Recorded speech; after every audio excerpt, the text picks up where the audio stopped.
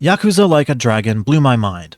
Genuinely, I'm so glad I gave this game a chance, because I might have accidentally stumbled upon my new favorite series. It's interesting. I got into the game because I was looking for a good turn-based RPG to play, and I noticed that Like a Dragon Infinite Wealth was getting a lot of attention last year. I want to check that one out too, but seeing as that's a direct sequel to the first Like a Dragon, kind of figured we should start here. From what I understand, this is the 7th Yakuza game, and it does follow up on some things from the previous games, but with the new protagonist Ichiban Kasuga, Like a Dragon can also work as a great entry point for new players. Honestly, it really is though. The only other Yakuza game I've ever played was a little bit of Like a Dragon Ishin, which takes place almost 200 years before the main series, so that's kind of its own thing anyway. But even though there are definitely some references to characters from the older games, it doesn't matter too much when it comes to understanding and enjoying the main plot. I think what drew me into this game though was this is the first in the series to feature turn-based combat, as the previous games had a kind of beat-em-up style action combat system. And I like the action stuff too, but this game does do the traditional turn-based combat really well. I'll get deeper into the combat system shortly, but I do like how the game ties its turn-based system into the actual story. As our protagonist Ichi, he kind of looks at life like he's playing a Dragon Quest video game. Kasuga is kind of a quirky guy like that. Maybe a little bit crazy even. But you know what? For a Yakuza gangster, his outlook on life is surprisingly hopeful and positive. He's the kind of guy who wants to be a hero and actually wants to do right in the world. Yet his loyalty to his family comes first, so of course he's willing to go outside of the law if that's what's needed. I didn't really think that this outlook would last very long in the Yakuza, and it really doesn't. His crime daddy tells him to take the fall for a murder he has nothing to do with, and out of loyalty and respect for the man who took him in when he was at his lowest, Ichiban does take the fall. Willing to take his place. Oh shit. Are you serious, boss? He's asking me to take the fall? I've been waiting for a shot like this. What? Okay. Or what? This is my chance to finally repay my debt to you. After everything you've done for me. Let him lock me up for 10 or even 20 years. What the fuck? I'd be happy to do it for you. Maybe that's why it's 2001 Castle. Ichi.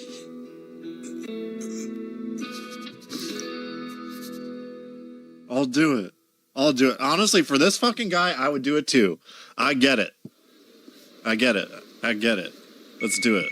This lands him with almost 20 years in prison, and when he's finally released, this is where the game really begins. Kasuga spends his time in prison hopeful to meet up with Masumi Arakawa again, but when he's out, it's as if Arakawa wants nothing to do with him anymore. Kasuga gets mixed up with a private investigator, he ends up homeless for a bit, and starting from literally nothing, Kasuga and his friends slowly unravel the mystery going on between the various Yakuza clans and their connection to the inner workings of a corrupt government. The story is filled with shocking twists and turns, and the ending literally brought me to tears. It is a very heavy story, and I absolutely loved it. But while the story has a ton of these shocking and intense moments, when things slow down, the game gets really funny, and sometimes it's shocking in the complete opposite direction. And with the side quests hit exactly the same. Some are serious, some are hilarious, some are heartbreaking and tragic. The range of this game is really impressive,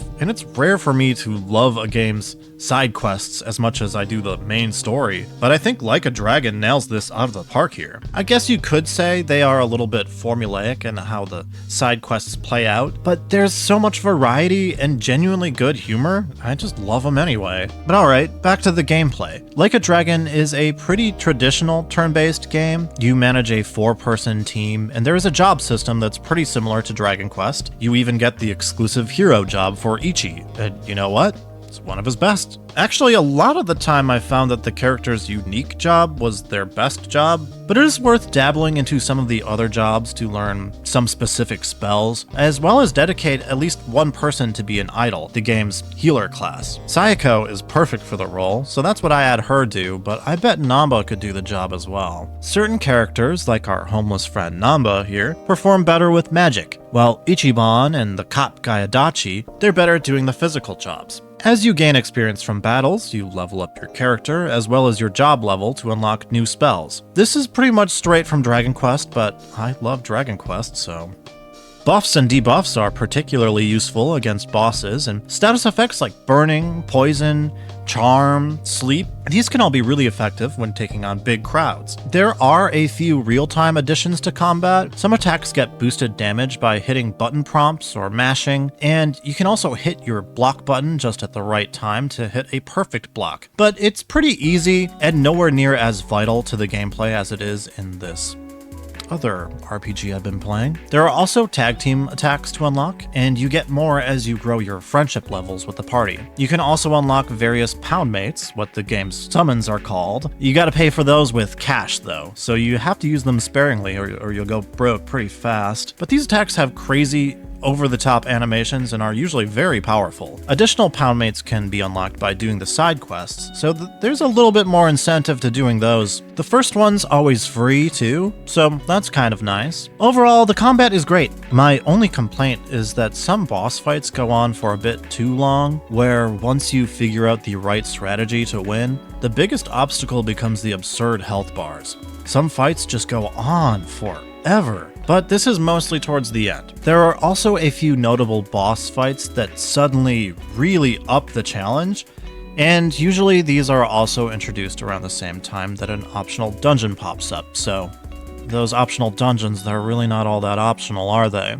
And the dungeons are pretty boring, but you can find useful crafting items down in the sewers.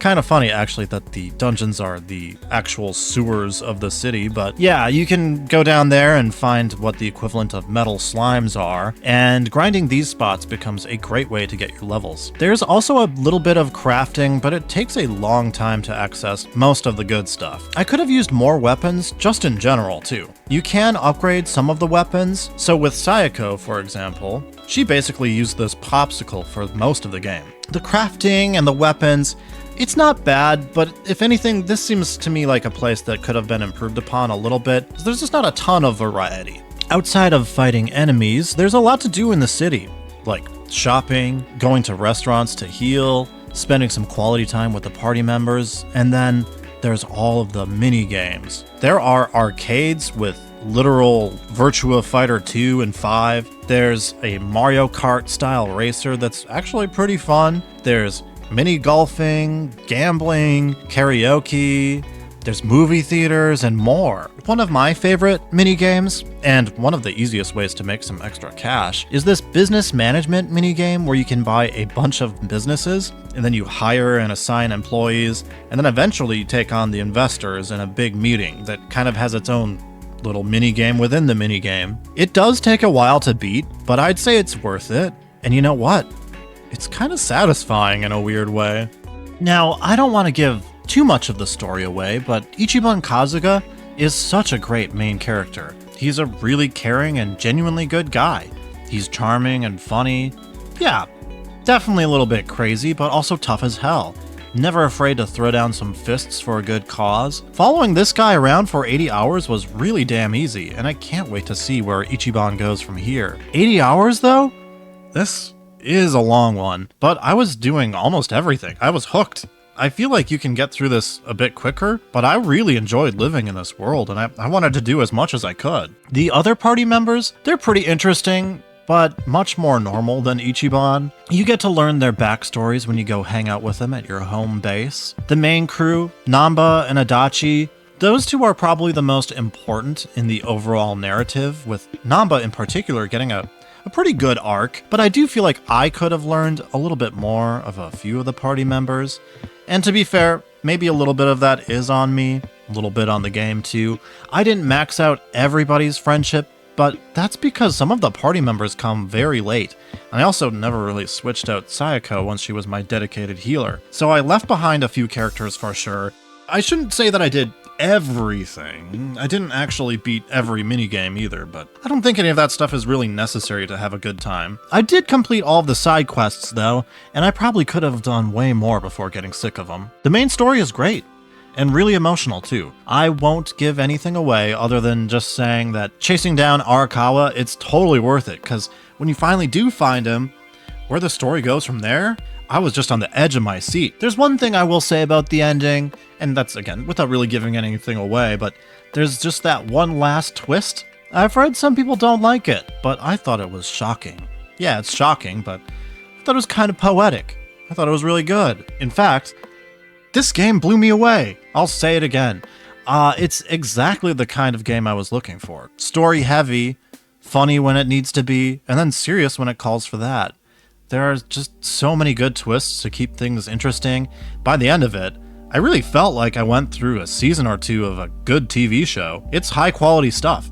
And even if the graphics aren't always, top of the charts or whatever, the game has a lot of heart to make up for it. The gameplay is very satisfying, makes for a pretty chill RPG, very similar to Dragon Quest, which the game is very openly influenced by.